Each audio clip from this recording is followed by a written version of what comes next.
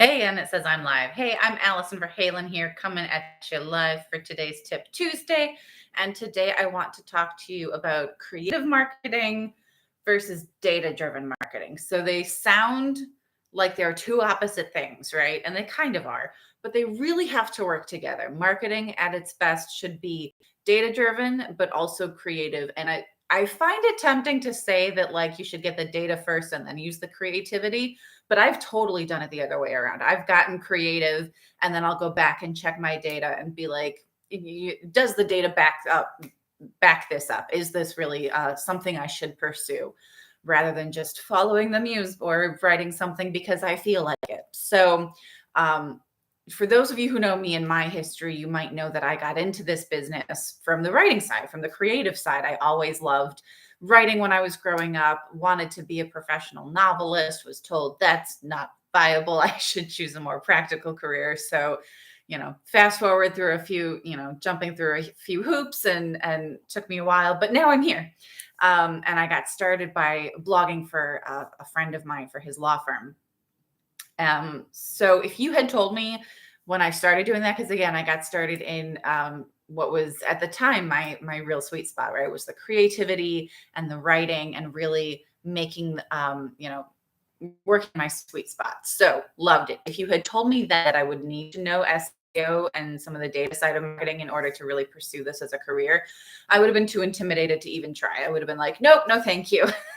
And I would have backed off and I would probably still be answering phones for a living and that would make me miserable. So fortunately for me, I kind of fell down the SEO rabbit hole just by accident. Someone started, I think I started by learning keywords. And at one point someone, even that I was resistant to. I didn't want to be told what to write, right? How many people can relate to that? You don't want to be told what to write.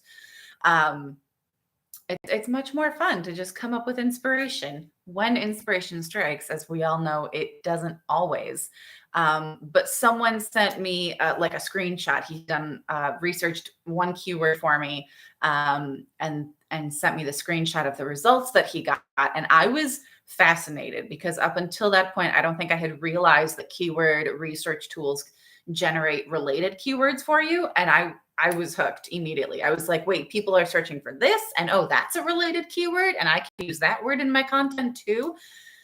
That was it. I was hooked. I went down the rabbit hole and never really emerged. I'm still lost in the SEO rabbit hole, learning about Google core updates and featured snippets and how they're changing those. And now I'm getting into Google ads, and there's just so much to learn, and it's all so fascinating. And I have found, much to my surprise, it's not boring. It's not like super scary. It's really fascinating. B, far from inhibiting my creativity, I so often find that SEO, particularly keyword research, enhances my creativity. So we're going to talk about how they can work together. First of all, like I said, keyword research, super important. Don't just sit around waiting for inspiration to strike. That can be a great way to write a short story or a novel. It is not a marketing strategy, right? So that's just throwing spaghetti at the wall and hoping that it sticks. I've seen this with a lot of small business owners, a lot of solopreneurs, where they write about what's interesting to them and they don't research what's interesting to their audience. Or people find it interesting, but it's not enough to convert them. And they don't understand that disconnect. And it's because they don't have the data. They're just going with the creative side. So I get it. I understand that impulse. Been there, done that. But like I said, once I got into that world of keyword research, it was like a whole new world opened up for me, right? So to this day, I never write a blog post without first doing the keyword research.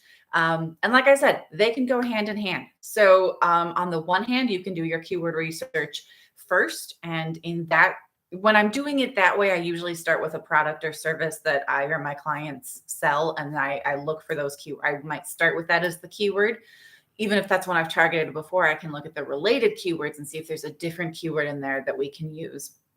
Answer the Public is another tool I've talked about a lot. It's still one of my favorite tools. You can put in a word or a phrase into that tool, and it will generate for you all of the most commonly asked questions throughout the internet using that word or phrase.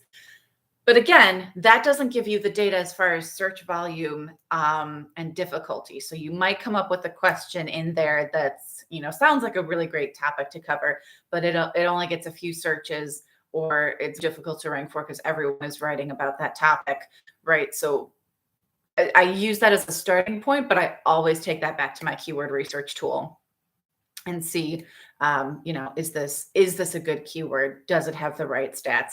And I've done it the other way too. I still get inspiration. I get inspired all the time to create content and cover different topics on my blog. This topic right here, creative marketing versus data-driven marketing, actually came from a podcast I was listening to, where someone said that, it can be hard to find that unicorn of the marketer who does the creative and the data.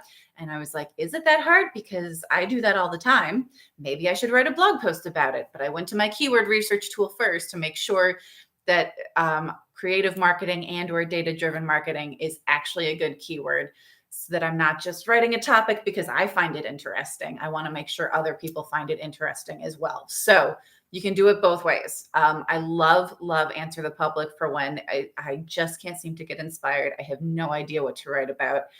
Tell me, internet tool, what I should write about. It makes things so much easier, and that drives creativity and inspiration.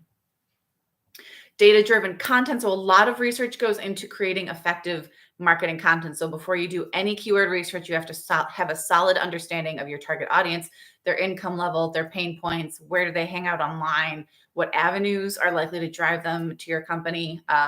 Also, where do they hang out in person? Now that things are getting back in person, can you get to an event where you are speaking or networking or both? Where are you going to find those people, and what words do you need to convince them to work with you? That's not just keywords. Keywords are important, but you also need to talk about the results and the pain points that they're facing, and use that in your content, use that in the call to action to say, hey, you really need to reach out for these reasons, right? Or don't even say, sometimes there can be a difference between reach out or speak with or, connect with so-and-so, depending on who your target audience is. Some of those words can be a bit triggering. So you want to make sure, I think connect with is like a good, safe phrase to use. So all of this information is what people talk about when they talk about data, right? So you're gathering all this data. You want to know as much as you can about your target audience. But then you can apply it creatively, right? So when you're creating your marketing persona, all that data is kind of like the outline of that marketing persona, but then you get to kind of fill in the gaps, and you get to be really creative with that, with their name, with their photo, with their personal history, right? Part of their personal history is going to be data driven, but you can also get really, really creative with that. So that's creating marketing personas is always so much fun because you get to do both. It uses both sides of the marketing brain. Data driven creative writing. I know that sounds like an acronym, but hear me out. So once you've gathered all that data, it's time to sit down and write your content. So you've got the marketing persona. You know all about who that person is because you've done the data. Now, when a lot of the time when I'm writing a blog post, I'll imagine myself sit like this, honestly, sitting down and having a conversation with that person. So that requires imagination. That means I have to hold an image in my mind of who that person is. But it also helps me make sure that I'm creating content for them, right? So if I find myself using a word or an acronym that they might not be familiar with, I will stop myself and find a different word or literally spell out the acronym for them. So those are all things that you need to consider. So you can get very creative with the way that you create the content, but it should all be based in data. Hope that makes sense. Formulaic storytelling is another one. I talk about this all the time. One of my favorite presentations to give is about using the Cinderella formula to create content. So that, again, you can use this formula, you can use a different formula, you can inject storytelling into your content in whatever way it makes sense for you. That is one of the most creative parts about blogging and creating content. But remember, you always got to have that call to action at the end. So having this formula that I use really helps make sure that I always get to that call to action and the right call to action. And again, making sure I'm using the right words to reach my audience and convince them to convert. So the formula I like to use, I call it the Cinderella formula. Other people call it the fairy tale formula because a lot of the fairy tales use that same trajectory. But basically, starts out with Cinderella's dad dies, right? So for you, you're going to start with your audience's pain points. What is it that keeps them up at night? What drove them to your content, to your website, your YouTube channel, whatever. And then, as if it's not bad enough that now she's an orphan, now her evil stepmother is making her work as a scullery maid, and she's doing all the work of maintaining the mansion, castle, wherever it is they're living, right?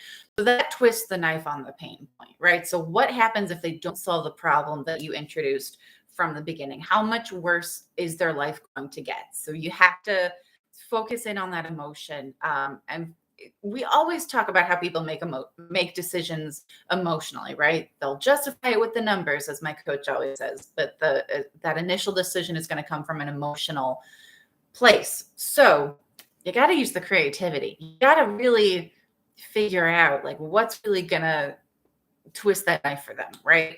So this is where the creativity can fit into the formula.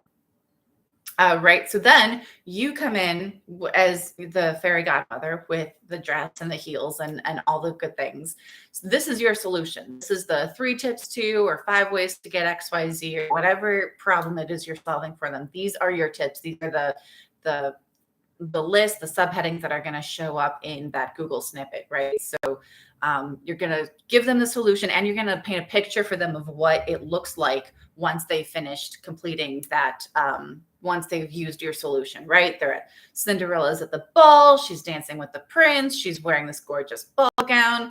She's, her life is as good as it's ever going to get. So paint that picture for your audience. What does this look like for them when they solve the problem? But then remember, midnight strikes. Cinderella has to go back to living with her stepmother and stepsisters and working as a scullery maid for them. So remind your audience that they have to take action and reach out to you or sign up for your newsletter or follow you on social media or whatever it might be.